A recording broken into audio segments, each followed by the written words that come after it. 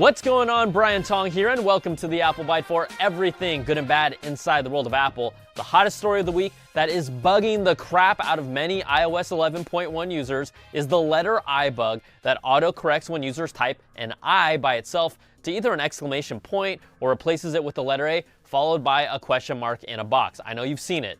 Now, I have the bug on my phone, but it isn't affecting all users, just a whole lot of them, and mine didn't even show up until a couple days ago. But it can really water down a message, for that special someone. Or completely ruin the lyrics to your favorite song. Heck, even Apple isn't immune to it. See, that one's too good. We gotta give props to Jeremy Burge for that one. Legend. Newsflash, Apple has just fixed the bug with the release of iOS 11.1.1. So take a moment and go get it. Now, back to our regularly scheduled programming. But seriously though, how did this get through? It's been going on for a week. Has the quality control dropped off that bad? This is bad and more than worthy of a bad Apple. Oh, hell no! But there's a good Apple coming from the latest public beta releases as well. The introduction of Apple Pay Cash for both iOS 11.2 and watchOS 4.2. Now, some beta testers and developers are seeing it appear as an option in the Messages app. Apple's been testing it internally with their own employees recently, but think of Apple Pay Cash as Apple's attempt to take down Venmo, but just for Apple users. And let's be real, integrating it into the blue bubbled Messages app that's got a hold of you like blue crystal meth, Apple Pay Cash is going to be just fine. Now, we expect a general release for both the bug fix and Apple Pay Cash very soon.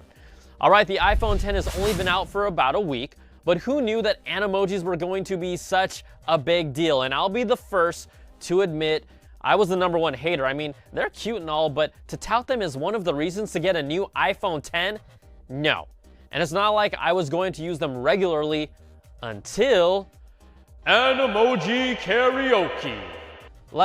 How could you avoid social media without seeing these things? They were everywhere. And you know what? They're damn fun. Like this one. Due to copyright issues, we were unable to use your favorite artists like Bruno Mars or Taylor Swift. Instead, we have handpicked this fine folk song from our music library, so we don't get sued. Sailing with no destination, roam the open ocean, singing, where is my heart? 'Cause I've been wondering where you are. So, I take it all back. Animojis are amazing. Animojis are for everyone, but they still aren't worth it for a $1,000 phone. Okay, the iPhone X has been making the rounds, and DxOMark has given it its highest mark for photo performance on a phone with a score of 101. That's really impressive, with an 89 for video and a 97 overall. That leaves the Pixel 2 still as the top-rated smartphone camera with an overall score of 98, a photo performance score of 99, and a video score of 96. Now, you can check out MKBHD's awesome explainer of the DxOMark scoring system, which is a weighted mix of scores and isn't based out of a scale of 100. So, if you're wondering how good is the iPhone X's camera, it's the cream of the crop. In fact, it's so good that people on Twitter are complaining that the selfie camera is a little too good. Like this girl. And this guy. And this girl too. And okay, yeah, not gonna lie, that's pretty bad. Now, DisplayMate has also put the iPhone X through their usual display technology shootout and now calls the iPhone X the most innovative and high-performance smartphone display that they have ever tested. DisplayMate also congratulates Samsung Display for developing and manufacturing the outstanding OLED display hardware.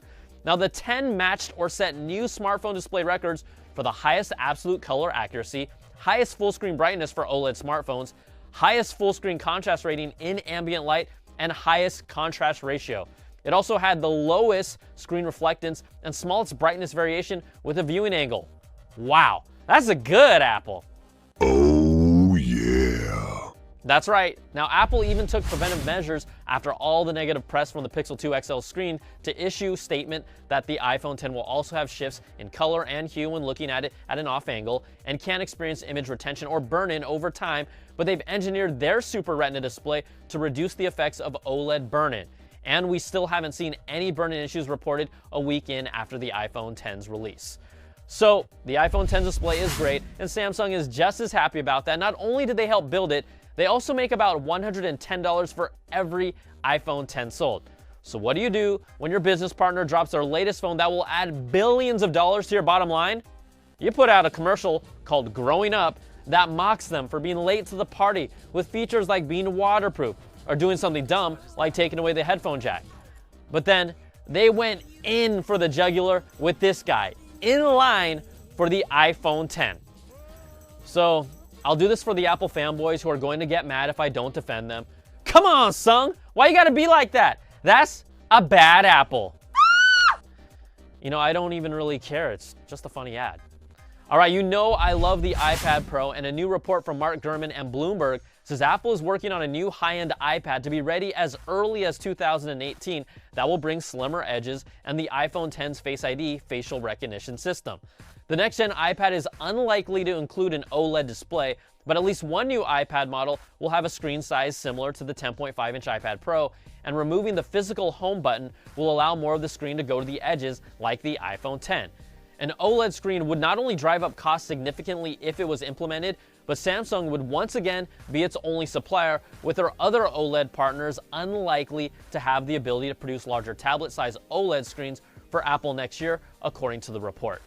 Now, Apple's also preparing a new Apple Pencil stylus and new software features for using the Pencil with this iPad as well. And another one from Gurman and Bloomberg, Apple's eyeglasses might be here before you even know it. The Big A is targeting to have the technology ready for an augmented reality headset in 2019 and could ship it as early as 2020. Now, the report says Apple plans for the headset to have its own display running on a new chip and a new operating system. Apple has aggressively built out its expertise in augmented reality with numerous hirings, and they launched their ARKit platform, which has already brought us some really killer apps and will continue taking off as developers start building apps for the iPhone X.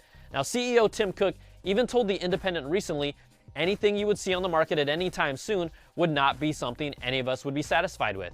And Chief Design Officer Johnny Ive told a tech panel last month that there are certain ideas that we have and we are waiting for the technology to catch up with the idea. That's according to the report.